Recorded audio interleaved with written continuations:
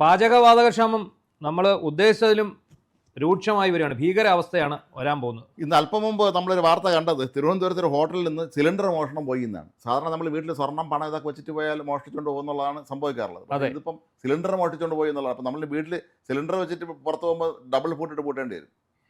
സർക്കാർ ഇതിന് തടസ്സമൊന്നും ഇല്ല എന്ന് പറയുന്നുണ്ട് നാടിയേക്കപ്പം. പക്ഷേ നമുക്ക് ഗ്യാസ് ഏജൻസിയിലേക്ക് അല്ലെങ്കിൽ ഗ്യാസിന്റെ ഏകീകൃത ബുക്കിംഗ് നമ്പറിലേക്ക് വിളിച്ചാൽ കോൾ പോകുന്നില്ല എന്നൊരു പരാതി.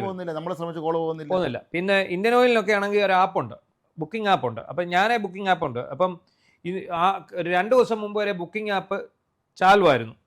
ഇന്നലെ തൊട്ട് ആ ബുക്കിംഗ് ആപ്പ് കിട്ടുന്നില്ലായിരുന്നു. ഇപ്പം ഇന്ന് വീണ്ടും ആ ആപ്പ് അപ്ഡേറ്റ് ആയതിനു ശേഷം ആ ആപ്പിൽ നമ്മൾ കയറുമ്പോൾ ഇപ്പം നമ്മൾ അവസാനം എടുത്ത സിലിണ്ടറിൻ്റെ സമയപരിധി ആയിട്ടില്ല, അതുകൊണ്ട് വേറെ ബുക്ക് ചെയ്യാൻ കഴിയില്ല എന്ന് പറഞ്ഞാൽ ഒരു ഡേറ്റ് തന്നിട്ടുണ്ട്. ആ ഡേറ്റിൻ്റെ ഭാഗം ബ്ലാങ്ക് ആണ്. അപ്പോൾ അത് ഇന്നലെ കൊണ്ട് അവർ ഇതിനകത്തെല്ലാം മാറ്റം വരുത്തി. ഇപ്പം എല്ലായിടത്തും പറയുന്നുണ്ട് നിങ്ങൾക്ക് ഗ്യാസ് സിലിണ്ടർ കിട്ടും, കുഴപ്പമില്ല എന്ന് പറയുന്നുണ്ട്. പക്ഷേ ബുക്ക് ചെയ്യാൻ പറ്റില്ല. ബുക്ക് ചെയ്യാതെ എങ്ങനെ ഗ്യാസ് സിലിണ്ടർ കിട്ടും? അതാണ് പ്രസക്തമായ ചോദ്യം. ബുക്ക് ചെയ്യാതെ എങ്ങനെ സിലിണ്ടർ കിട്ടും? അതെ. അപ്പം എല്ലാ ആൾക്കാരും പരിഭ്രാന്തരായി കൂട്ടത്തോടെ ബുക്ക് ചെയ്യുന്ന ഒഴിവാക്കാൻ വേണ്ടിയാണ് ഈ ഒരു സംഭവം ഉണ്ടാക്കിയിരിക്കുന്നത്. പക്ഷേ ഒരു കാര്യം സത്യമാണ്, അതിരൂക്ഷമായ ക്ഷാമമാണ് ഗ്യാസിന്. ഏതായാലും ഇന്നോ CPM DYFI ആരൊക്കെ പോസ്റ്റ് ഓഫീസ് മാർച്ചൊക്കെ നടത്തുന്നുണ്ട്. പോസ്റ്റ് ഓഫീസിൽ പോയി മാർച്ച് നടത്തിയിട്ട് എന്ത് ചെയ്യാനെ കൊണ്ടാണ്? ഇതിപ്പം യുദ്ധം വന്നു, അത് ഗ്യാസിന്റെ ലഭ്യത കുറഞ്ഞു. അമേരിക്ക, ഇസ്രായേൽ, ഇറാൻ യുദ്ധം നടക്കുന്നതിനകത്ത് കേന്ദ്ര സർക്കാർ എന്ത് ചെയ്യാൻ പറ്റും? മാത്രമല്ല നമ്മുടെ കേന്ദ്ര സർക്കാരിന്റെ സ്വാധീനം ഉപയോഗിച്ചുകൊണ്ട് ഹോർമസ് കടലിൽ കൂടി 2 ഇന്ത്യൻ കപ്പലിന് ഇന്ധനം കൊണ്ടുവരാൻ പറ്റി. അതെ, അതിനെക്കുറിച്ച് ആരും ചർച്ച ചെയ്യുന്നില്ല. ഇല്ല, ഇത് മാത്രമാണ് പറയുന്നത്. ഇപ്പം ഗ്രാമീണ മേഖലയിൽ 45 ദിവസമാക്കി ഇടവേള. 30 ദിവസമായിരുന്നു കഴിഞ്ഞ ദിവസം. ഇപ്പം 45 ദിവസമാക്കി. നഗരപ്രദേശങ്ങളിൽ 28 30 ദിവസമാക്കി. 1 മാസത്തെ ഇടവേളയിലെ ഗ്യാസ് എടുക്കാൻ പറ്റുമെന്നുള്ളത്. ഇതിപ്പോൾ ഗാർഹിക ഉപഭോക്താക്കൾക്ക് വലിയ കുഴപ്പം ഇല്ലെന്ന് ഇവർ പറയുമ്പോഴും നമുക്ക് ബുക്ക് ചെയ്യാൻ സാധിക്കത്തില്ല. ഈ പെട്രോൾ പമ്പിൽ നിന്ന് കിട്ടിക്കുന്ന ചോട്ടു സിലിണ്ടർ ഇപ്പൊ കിട്ടുന്നില്ല. അതില്ല, അത് ഭയങ്കര ഡിമാൻഡ്. 5 കിലോ ആയിരുന്നു അല്ലേ? 5 കിലോ. അതിന്റെ ഒന്നും കിട്ടുന്നില്ല. ഇപ്പൊ ഇതിന്റെ ഒരു പ്രത്യാഘാതം എന്ന് പറയുന്നത് ഹോട്ടലുകളൊക്കെ ഏറെക്കുറെ പൂട്ടി. ഇനിയിപ്പോൾ ഒരു സെൻട്രലൈസ്ഡ് കിച്ചൺ സംവിധാനം നടപ്പാക്കാനാണ് ശ്രമിച്ചുകൊണ്ടിരിക്കുന്നത്. ഇതിനകത്ത് അതുപോലെ ടെക്നോ പാർക്കുകൾ, റെസിഡൻഷ്യൽ സ്കൂളുകൾ, കോളേജ് ഹോസ്റ്റലുകൾ ഇതെല്ലാം ഇപ്പോൾ അടയ്ക്കേണ്ടതായിട്ട് വരും. മാത്രമല്ല നമ്മുടെ നാട്ടിലെ വലിയ വൻകിട ഹോട്ടലുകളെയും ആൾ താമസിക്കുന്ന ബാറും റെസ്റ്റോറൻറ്റും ഒക്കെ ഉള്ള വലിയ റെസ്റ്റോറൻറ്റൊക്കെ ഉള്ള ഹോട്ടലുകൾ പോലും ഇപ്പോൾ അടയ്ക്കേണ്ട അവസ്ഥയിൽ, കാരണം അവിടെ താമസിച്ചതിന് ഭക്ഷണം കിട്ടില്ല. അതെ. അപ്പോൾ ഈ വർക്ക് ഫ്രം ഹോം ആക്കാൻ ടെക്നോ പാർക്കിൽ ഒരു നീക്കം നടക്കുന്നതായിട്ട് അറിയുന്നുണ്ട്. വർക്ക് ഫ്രം ഹോം എന്ന് പറഞ്ഞാൽ ഇപ്പോൾ ഗ്രാമീണ മേഖലകളിലുള്ളവർക്ക് കുഴപ്പമില്ല, അവർക്ക് കുറച്ച് വിറക് എവിടുന്നെങ്കിലും സംഘടിപ്പിച്ചാൽ മതി. പക്ഷേ ഈ നഗരമേഖലയിലുള്ളവരാണ് പെടാൻ പോകുന്നത്. താമസിക്കുന്നവർ എവിടെ വിറക്? അതെ. പിന്നെ ഇൻഡക്ഷൻ കുക്കറും കിട്ടാനില്ലെന്ന് ഇല്ല, അതിന് വൻ ഡിമാൻഡ്. ഇൻഡക്ഷൻ കുക്കർ വരുന്നതോടെ മറ്റൊരു കുഴപ്പം സംഭവിക്കും. സംസ്ഥാനത്തിന്റെ വൈദ്യുതി ഉപഭോഗം കുത്തനെ കൂടും. ഇപ്പൊ തന്നെ കറണ്ട് ചാർജ് കൂടുതലാണ്. അതെ, ഇപ്പം കറണ്ട് ചാർജ് മാത്രമല്ല, ഇപ്പൊ ഉപഭോഗം കൂടില്ല. കാരണം ചൂട് സമയമാണ്. പകല് നമുക്ക് പുറത്തോട്ടിറങ്ങാൻ പറ്റാത്ത അവസ്ഥയാണ്. AC-കൾ വ്യാപകമായിട്ട് സ്ഥാപിക്കപ്പെടുന്നുണ്ട്, ഉപയോഗിക്കപ്പെടുന്നുണ്ട്, രാപകൽ ഭേദമന്യേ. അതുകൊണ്ട് തന്നെ നേരത്തെ ഉള്ളതിൽ വളരെ വലിയ മാറ്റമാണ് ഈ ഉപഭോഗത്തിൽ വന്നിരിക്കുന്നത്. അപ്പോൾ കറണ്ട് ചാർജ് ഇതിൻ്റെ ഭാഗമായിട്ട് കൂടിപ്പോവും.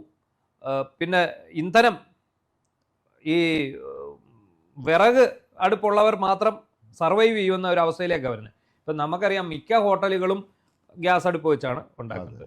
വിറകടുപ്പുള്ളത് ചെറുകിട ഹോട്ടലുകളിൽ. മാത്രമല്ല എനിക്ക് തോന്നിയിട്ടുള്ളത് നമ്മുടെ വീട്ടിൽ വിറകടുപ്പ് ഉണ്ടെങ്കിൽ പോലെ പുതിയ തലമുറയിൽപ്പെട്ട എത്ര പേർക്ക് വിറകടുപ്പ് ഉപയോഗിക്കാൻ അറിയാമെന്നുള്ളത്, അതിൻ്റെ സമയവും കാര്യങ്ങളൊക്കെ നോക്കിയിട്ട് അത്ര എളുപ്പമാകില്ല അത് പുതിയ തലമുറ സംബന്ധിച്ച്. ഇല്ല, ഇത് ഉപയോഗിക്കാതിരുന്നിട്ട് ഈ ചൂടും പുകയും സഹിക്കാൻ പറ്റാത്ത ഒരു അവസ്ഥ കൂടി നമ്മുടെ സ്ത്രീജനങ്ങൾക്ക് ഉണ്ടാവും. പിന്നെ ഈ ഗ്യാസിൻ്റെ ഉൽപാദനം ഈ 25% നിന്ന് 28% വർദ്ധിപ്പിച്ചതായിട്ടും പറയുന്നുണ്ട്. പിന്നെ അതുപോലെ ഈ റിലയൻസ് പോലെയുള്ള നമ്മുടെ ഇന്ത്യൻ വിപണിയിലുള്ള ആൾക്കാരുണ്ട്, ഇത്തരം പെട്രോളിയം കമ്പനികൾ, അവർക്ക് ഉൽപ്പാദിപ്പിക്കുന്നതല്ല അവർ കയറ്റി അയക്കുക ചെയ്തുകൊണ്ടിരിക്കുന്നത്. അതിനൊരു നിയന്ത്രണം ഇവിടെ കൊണ്ടുവന്നത് ഇവിടെ ഉപയോഗിക്കത്തക്ക രീതിയിലേക്ക് ആക്കുമോ എന്നുള്ളത് ഒരു അത് ചെയ്യണം, ചെയ്യില്ലെങ്കിൽ ചെയ്യിക്കണം സർക്കാർ. കാരണം അതല്ലെങ്കിൽ നമ്മുടെ നാട്ടിൽ നമ്മളെവിടെ പോയി ജീവിക്കും? ഇപ്പം എനിക്ക് തോന്നുന്നു ഈ ഗ്യാസ് പൈപ്പ് ലൈൻ കൊച്ചിയിലുണ്ട്. അതെ, തിരുവനന്തപുരത്തായിട്ടുണ്ടോ? ഇല്ല, നേരത്തെ ലൈൻ വലിച്ചിരുന്നു, അവിടെ ഗ്യാസ് വന്നിട്ടുണ്ടോ സംശയമാണ്. അപ്പോൾ ഈ ഗ്യാസിന്റെ പ്രസരണ നഷ്ടവും വിതരണ നഷ്ടവും ഒഴിവാക്കാനുള്ള ഏറ്റവും നല്ല മാർഗം ഈ ഏകീകൃത പൈപ്പ് ലൈൻ സംവിധാനമാണ്. ഈ പൈപ്പ് ലൈൻ ഉള്ളവർക്ക് ബുദ്ധിമുട്ടില്ലെന്നാണ് എനിക്ക് തോന്നുന്നത്. അല്ലാതെ സിലിണ്ടറുകൾ എടുക്കുന്നവർക്കാണ് പ്രശ്നമായിട്ട് വന്നിരിക്കുന്നത്. അത് ഈ ഏറ്റവും പ്രധാനപ്പെട്ട കാര്യം, ഹോട്ടലുകൾ പൂട്ടുന്നതോടെ നിത്യവും ഹോട്ടലിനെ ആശ്രയിച്ച് കഴിയുന്ന ഒരുപാട് ആളുകൾ നമ്മുടെ തലസ്ഥാന നഗരിയിലും കൊച്ചി പോലുള്ള മെട്രോ സിറ്റികളിലും ഉണ്ട്. ദൂരസ്ഥലത്ത് നിന്ന് ജോലി ജീവിക്കുന്ന ആളുണ്ടല്ലോ, ലോഡ്ജിൽ താമസിക്കുന്നത്, അവരെന്ത് ചെയ്യുന്നുള്ളതാണ്. അപ്പോൾ ഈ ഇതിനൊപ്പം തന്നെ മറ്റ് ഭക്ഷണ മാർഗങ്ങളിലേക്ക് തിരിയേണ്ടി വരും.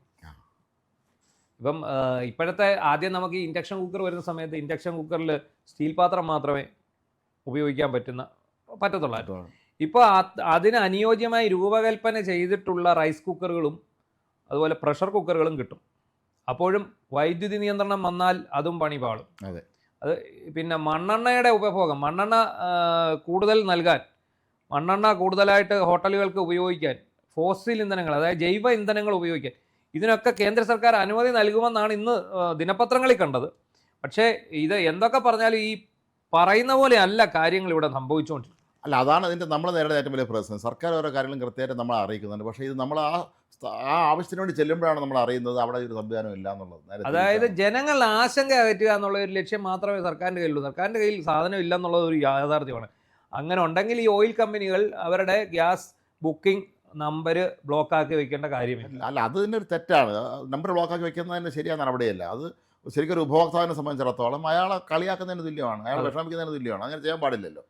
ആപ്പ് ബ്ലോക്കാക്കുക, നമ്പർ ബ്ലോക്കാക്കുക, സൈറ്റ് ബ്ലോക്കാക്കുക, ഇത്രയും. അപ്പം ഗ്യാസ് ഏജൻസികളിൽ നമ്മൾ വിളിച്ചാൽ അവർ പറയുന്നത് അവർക്ക് സംബന്ധിച്ച് ഒരു നിർദ്ദേശമില്ല, സംഭവം കിട്ടാനില്ല. വാണിജ്യ സിലിണ്ടറുകളുടെ റീഫില്ലിങ് നിർത്തിവെച്ചിരിക്കുന്നു എന്നാണ് പറയുന്നത്. വാണിജ്യ സിലിണ്ടറുകൾ കിട്ടാക്കനിയാണ്. നേരത്തെ ഈ 10ഉം 12ഉം ഒക്കെ എടുത്തു വെച്ചവരുണ്ട്. പിന്നെ ഇപ്പം ഞാൻ ഒരു ന്യൂസിൽ കണ്ടത്, ഈ റംസാൻ പ്രമാണിച്ച് ചില ഹോട്ടലുകൾ അടച്ചിട്ടുണ്ട്. അവരുടെ കയ്യിൽ സ്റ്റോക്ക് ചെയ്ത കുറ്റികളുണ്ട്. അത് മറ്റ് ഹോട്ടലുകൾ എടുത്ത് റെസ്റ്റോറന്റ് അസോസിയേഷൻകാർ വിചാരിച്ചാൽ അങ്ങനെയൊക്കെ അങ്ങോട്ടും ഇങ്ങോട്ടൊക്കെ ചെയ്യാൻ പറ്റും. പിന്നെ ഇപ്പോൾ അവർ പറഞ്ഞിരിക്കുന്ന ഏറ്റവും പ്രധാനപ്പെട്ട കാര്യം സെൻട്രലൈസ്ഡ് കിച്ചൺ, അതായത് എല്ലാം കൂടി ഒരിടത്ത് പാചകം ചെയ്തുകൊണ്ട് മറ്റുള്ള ഹോട്ടലുകളിലേക്ക് ഇത് കൊണ്ടുപോയി വിതരണം ചെയ്യുക എന്നുള്ളതാണ്. നല്ലതാണ്, പ്രായോഗികമായി അത് പ്രായോഗിക എന്ന് പറഞ്ഞാൽ ഇപ്പം ചില ഹോട്ടലുകളെ സംബന്ധിച്ചിടത്തോളം ആ ഹോട്ടലിന് ഒരു പേരുണ്ടാവും, അവർക്ക് അവരുടേതായിട്ടുള്ള ഫുഡ് ഉണ്ടാവും.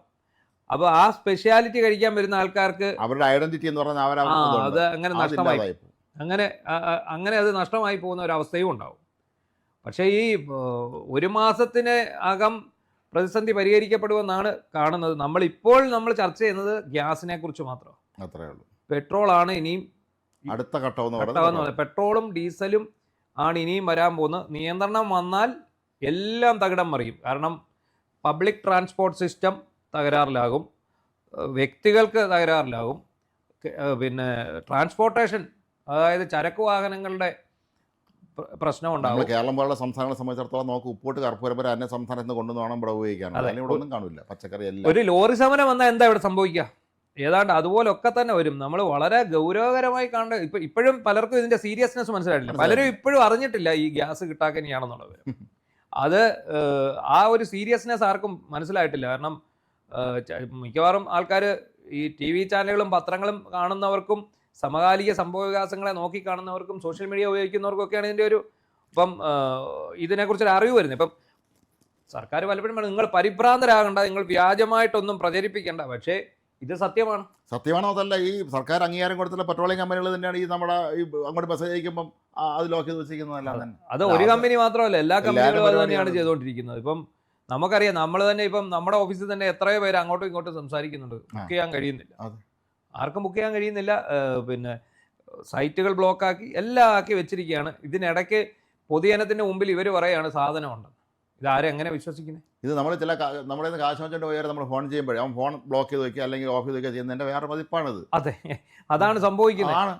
കാരണം നമ്മൾ പൈസ അടച്ച് നമ്മൾ കൃത്യമായിട്ട് എടുത്തുകൊണ്ടിരിക്കുന്ന ഒരാളെ സംബന്ധിച്ചുള്ള ഗ്യാസ് എടുക്കുന്ന ഒരാൾ ഉപഭോക്താവ് ചെല്ലുമ്പോൾ അയാൾ ബന്ധപ്പെടാൻ നോക്കുമ്പോൾ എല്ലാം കോൺടാക്റ്റുകൾ ഇവർ ഓഫീസ് വെച്ചിരിക്കും. അല്ല, പ്രതിസന്ധി ഉണ്ടെന്ന് സമ്മതിക്കണം, പറഞ്ഞാൽ മതി, അത് സമ്മതിക്കണം, മനസ്സിലാവും. ഇപ്പോൾ ഒരു ഏജൻസിയിൽ നിന്ന് ഒരു ദിവസം ഇത്ര പേർക്ക് ബുക്ക് ചെയ്യാൻ പറ്റൂ, അല്ലെങ്കിൽ ഞങ്ങൾ ബുക്കിംഗ് സ്ലോട്ട് ഇത്ര സമയത്തേക്ക് ഞങ്ങൾ തുറന്നിട്ടുണ്ട്, നിങ്ങൾ ആ സമയം വിളിക്കുക, അല്ലെ ആ സമയത്തേക്ക് പോവുക. ഒരു ഏജൻസിക്ക് അല്ലെ ഒരു ജില്ലയ്ക്ക് ഇത്ര, അങ്ങനെ ഒരു രീതിയിലൊരു സംഭവം വരണം. അല്ലാതെ ഇത് മൊത്തമായിട്ട് ബ്ലോക്ക് ചെയ്ത് വെക്കുക അല്ല വേണ്ടത്. ബുക്കിംഗ് സ്ലോട്ട് നമുക്ക് തുറന്നു കൊടുക്കാം. ഇപ്പം ശബരിമല ഇപ്പം നമ്മളെ ഈ വെർച്വൽ ക്യൂ തുടങ്ങുന്നുണ്ടെങ്കിൽ അവർ ഇതുപോലെ ഇന്ന സമയത്ത് ഓപ്പൺ ആക്കും, ഇന്ന സമയത്ത് അടയ്ക്കും. അത് നമ്മളെ വിശദമായിട്ട് നമുക്ക് അറിയിപ്പ് തരും. എന്ന് പറഞ്ഞാൽ ഈ കേന്ദ്ര സർക്കാർ ഇങ്ങനൊരു അറിയിപ്പ് കൊടുക്കേണ്ടതാണ്. ഇന്ന് രാവിലെ 9 തൊട്ട് 10 വരെ നിങ്ങൾക്ക് ബുക്ക് ചെയ്യാം, ഒരു ഏജൻസിക്ക് ഇത്ര സിലിണ്ടർ അനുവദിച്ചിട്ടുണ്ട്, അപ്പം മാക്സിമം അത്രയും കൊടുക്കുക. ഇത്ര എല്ലാ ദിവസവും ഇന്ന സമയത്ത് ബുക്ക് ചെയ്യാം. അങ്ങനെ ബുക്ക് ചെയ്ത് അത്യാവശ്യക്കാർക്കുള്ള സിലിണ്ടറുകൾ നൽകുക എന്നുള്ളത് മാത്രമേ ഇതിനകത്ത് നമുക്ക്. ഇപ്പം ഞങ്ങളുടെ എൻ്റെ വീട്ടിൽ നെടുമങ്ങാട് അവിടെ ഞങ്ങൾക്ക് ഈ പ്രാദേശികമായി ഇത് വാട്ടർ അതോറിറ്റിയുടെ സേവനം ലഭിക്കുന്നുണ്ട്, വെള്ളം വരുന്നുണ്ട് വീട്ടിൽ. പക്ഷേ ഇപ്പോൾ സംഭവിക്കുന്നത് വേനൽ വളരെ കടുത്തോടുകൂടി ഇപ്പോൾ 3 ദിവസം ഒരിക്കലാണ് പൈപ്പിൽ വെള്ളം വരുന്നത്. നമ്മുടെ നാട്ടിൻപുറയുടെ എല്ലാ വീടുകളിലും കിണറുണ്ട്, കുഴപ്പമില്ല. എന്നാലും മറ്റു ആവശ്യങ്ങൾക്ക് ഉപയോഗിക്കാൻ ഈ വെള്ളം നമ്മൾ ഉപയോഗിക്കുമായിരുന്നു. പക്ഷെ അവർ കൃത്യമായിട്ട് സമയക്രമം അവർ നിയന്ത്രണം ഏർപ്പെടുത്തി അറിയിച്ചിട്ടുണ്ട്. മാത്രമല്ല ഉച്ചയ്ക്ക് 1 തൊട്ട് 2 മണി വരെ മോട്ടോർ പ്രവർത്തിപ്പിക്കുന്നതല്ല, അത് വിശ്രമമാണല്ലോ യന്ത്രത്തിന്. അത് കഴിഞ്ഞിട്ട് പിന്നെ ഇത്ര സമയം ഒരു മേഖലയ്ക്ക്, അടുത്ത വേറൊരു മേഖലയ്ക്ക്. അത് നല്ല രീതിയാണ്. അത് നമുക്കറിയാം ഇവിടെയും വേണം. ഇപ്പൊ നമുക്ക് വേണേൽ ചെയ്യാം. വടക്കൻ ജില്ലകൾക്ക് ഇന്ന ദിവസം ബുക്കിംഗ്, തെക്കൻ ജില്ലകൾക്ക് ഇന്ന ദിവസം ബുക്കിംഗ്, മധ്യ കേരളത്തിൽ ഇന്ന ബുക്കിംഗ്, അങ്ങനെ 3 സോണായിട്ട് തിരിച്ച് അവർ ബുക്ക് ചെയ്ത് ആ സമയത്ത് വേണമെങ്കിൽ ഇതിനെ ഇതായിട്ട് ചെയ്ത് പോകാവുന്നതേ ഉള്ളൂ. പക്ഷേ എത്രത്തോളം ഇത് ഈ എണ്ണ കമ്പനികൾ സർക്കാരിന്റെ പറയുന്ന അനുസരിച്ച് അവർക്ക് നിൽക്കാൻ പറ്റും. ഇപ്പൊ സർക്കാരിന്റെ പ്രതിച്ഛായ വർദ്ധിപ്പിക്കുക അങ്ങനെയുള്ള ഇതിനകത്തൊക്കെ വേറൊരു വലിയൊരു അനന്തരഫലം വരുന്നുണ്ട്. നമ്മുടെ നാട്ടിൽ അടക്കാൻ തെരഞ്ഞെടുപ്പ് മാറ്റി വെക്കേണ്ടി വരുമെന്ന് തോന്നുന്നത് പോവുകയാണെങ്കിൽ. അതെ, കാരണം ഇത് ഇന്ധനക്ഷാമം രൂക്ഷമാണെങ്കിൽ തെരഞ്ഞെടുപ്പ് സംബന്ധിച്ച് വണ്ടികൾ ഓടാനോ പ്രിന്റിങ് അതുപോലെ ഉദ്യോഗസ്ഥരുടെ സഞ്ചാരം അങ്ങനെ ഇത് വലിയ പ്രശ്നമായിട്ട് വരും. തെരഞ്ഞെടുപ്പ് മാറ്റി വെക്കാനുള്ള സാധ്യതയും എങ്ങനെയെങ്കിലും ഇന്ത്യ ഉൾപ്പെടെ രാജ്യങ്ങൾ ഇടപെട്ട് യുദ്ധം അവസാനിപ്പിച്ചിട്ടാണ് ഏറ്റവും നല്ലത്. ഇപ്പോഴാണ് എല്ലാവർക്കും ഇതിനകത്ത് ഒരു ചൂട് വന്നിരിക്കുന്നത്. ഇപ്പം അത് തന്നെയാണ് CPM ഉം DYFI പറഞ്ഞത്. ഞങ്ങൾ ഇതുകൊണ്ടാണ് പറഞ്ഞ യുദ്ധം വേണ്ടെന്ന്. കുഴപ്പമില്ല. ഏതായാലും ഇത് കേരളത്തെ സംബന്ധിച്ചിടത്തോളം ലോകത്തെ സംബന്ധിച്ചിടത്തോളം ഇത് വലിയൊരു പ്രതിസന്ധിയായി മാറാനുള്ള സാധ്യതയുണ്ട്. വളരെ ഈ വരുന്ന ദിവസങ്ങളിൽ പ്രതിസന്ധി കൂടുതൽ രൂക്ഷമാകും. ബദൽ മാർഗങ്ങൾ ഇപ്പോഴേ തേടി വയ്ക്കുക എന്ന് മാത്രമേ പറയാനുള്ളൂ.